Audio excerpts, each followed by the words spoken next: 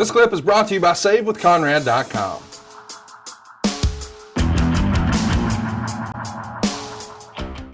What a set this one was. The ring is on the 50-yard line.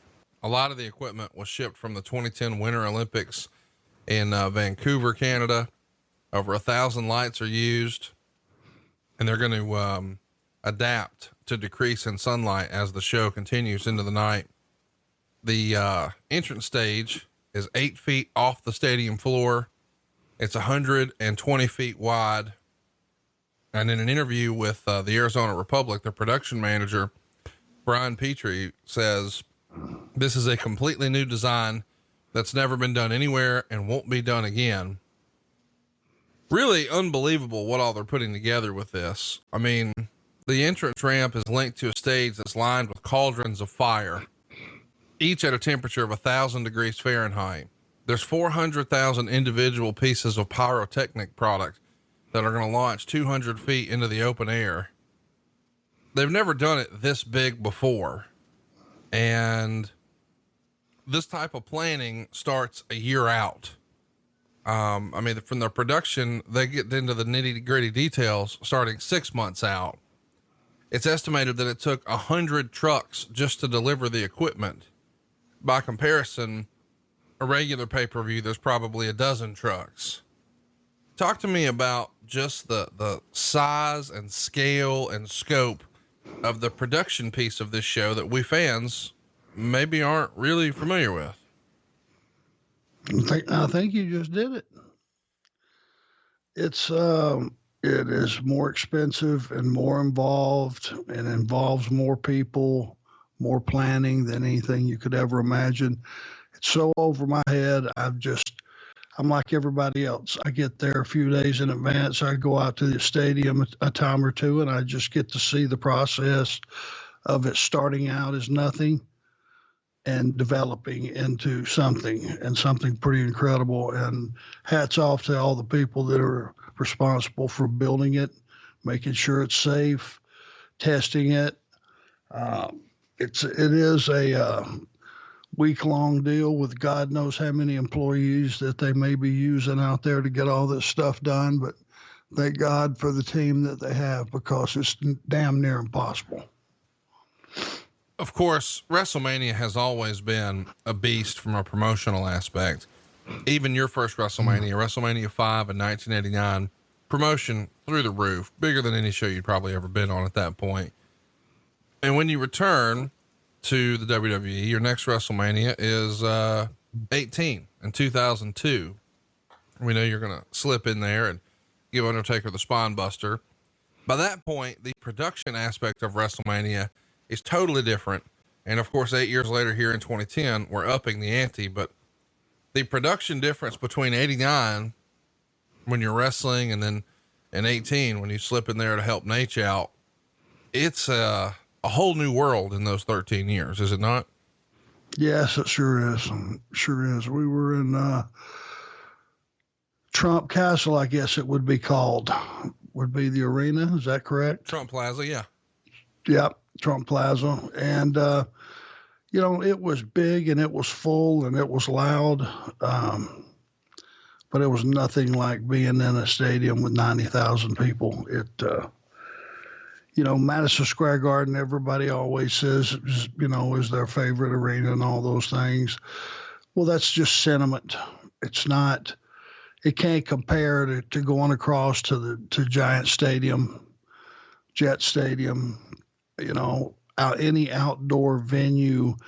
This one coming up, Tampa Bay, it just, so many people out there, and the scale of the audience is just, just watching them do a wave, as flimsy as that may sound, is something to behold when it's 100,000 people and they're all on board and they're all having a good time. It has continued to evolve. Who knows? Sky's the limit. They always come up with something creative for entrances, but I think it's kind of like Foley going off the top of the Hell in a Cell. They've about reached the ceiling about what they can do as far as production. Let's talk a little bit about how this day goes from your perspective. you know, we know that the production setup starts, Lord, way ahead of time. As you said, maybe a week out. When do you first make your way over to see the set? Do you go over the day before and start going through matches, or do you show up day of for the first time? What does that look like from a producer standpoint? No, just out of curiosity, we get there. We don't have much to do the first day. It's a travel day from, it was when it was SmackDown, you know, Monday, Tuesday television, and we would head over on Wednesday. We would ride on out to the stadium, usually every year, and just to walk around and get a look at the first stages of what was going on production-wise and what the setup was going to be, locker room-wise, in conjunction to where was the producer's room going to be, because that all matters on show day. If your room is not set up close to talent and one of those little carts doesn't happen to be zipping by that you can catch a ride on, you can walk yourself to death that day trying to keep up with talent and referees and announcers and everybody that you want to include in on your story. It can be a tough road, you know, covering that stadium that day. So you want to get the lay of the land, and then later in the week, you know, you might have entrance rehearsals 2 days or 1 day before Mania.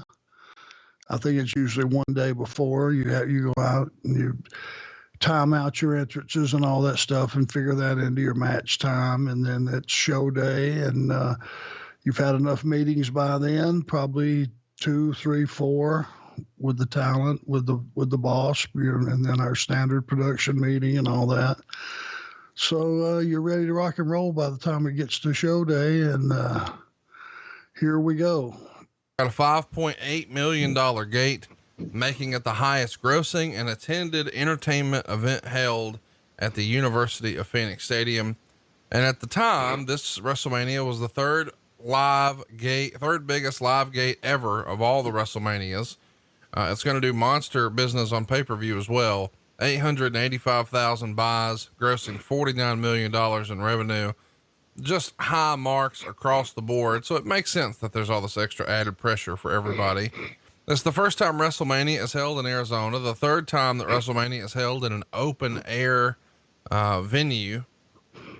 Talk to me a little bit about, I guess I should mention, it happened at WrestleMania 9 and then again at WrestleMania 24.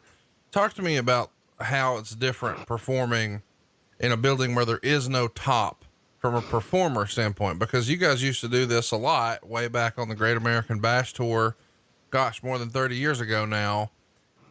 I've heard that the sound isn't the same. The sound just goes up. It doesn't come back down. Is there another challenge, or is that true? What performers deal with in the ring when there's no top on the building? Well, if you're in a place where the temperature is good, you know, if you're 60-ish at bell time, that's really comfortable. It just, you know, it gives you more oxygen. It gives you a better environment. That cool, crisp air is invigorating. From a performance standpoint, that all works great. But there is a real issue with when there's no roof on the building, all the sound goes straight up and disappears, and you don't get that feedback from the fan reaction immediately like you do when it's bouncing off the walls and coming back to you. The acoustics are not there.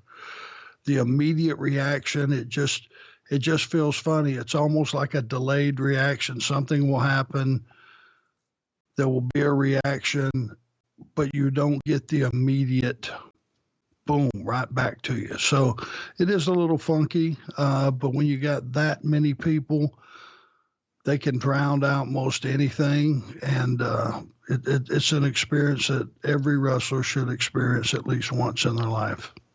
Hey, it's Conrad Thompson. Thanks for checking out the podcast here on YouTube. Be sure to hit the subscribe button and the notifications bell so you get a notice anytime we upload some new content. And go save yourself some money right now. If you're in a 30-year loan or you have credit card debt, it's not a matter of if I can save you money. It's a matter of how much.